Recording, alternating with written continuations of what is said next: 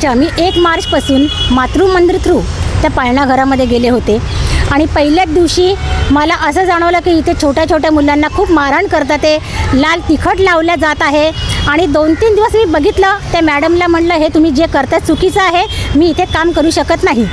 पण तरी पण म्हणलं चला आणखीन 2-3 दिवस काम करूया, त्यांना गरज आहे, मला गरज आहे. त्यानंतर एका अभिज्ञा नावाच्या मुलीला जबरदस्तीने मारत असताना मी त्यांना म्हणलं की मारू नका, तर त्या म्हणतात तुम्हाला एवढा पुळका तर तुमच्या घरी घेऊन जा. पालकांना जर तुम्ही सांगितलं इथल्या गोष्टी तर पालकांना बिलकुल विश्वास बसणार नाही. आणि मग मी शेवटी काही झालं तर आमच्यावर येऊ नये, माझ्या सेफ्टीसाठी, मुलांच्या सेफ्टीसाठी ते मी व्हिडिओ काढले आहेत आणि आता कविता मॅडमकडे मी दिलेले आहेत.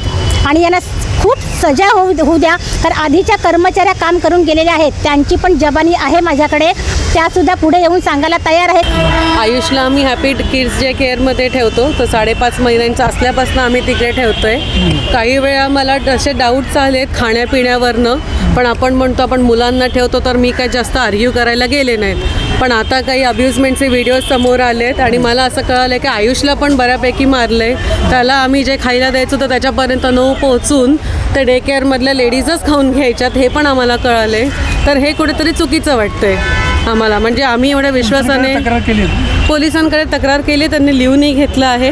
आता पुढे आम्ही चाइल्ड वेलफेअरमध्ये जाणार आहोत, त्याच्यानंतर जे काही आहे ते आम्हाला पुढची प्रोसिजर करता येईल.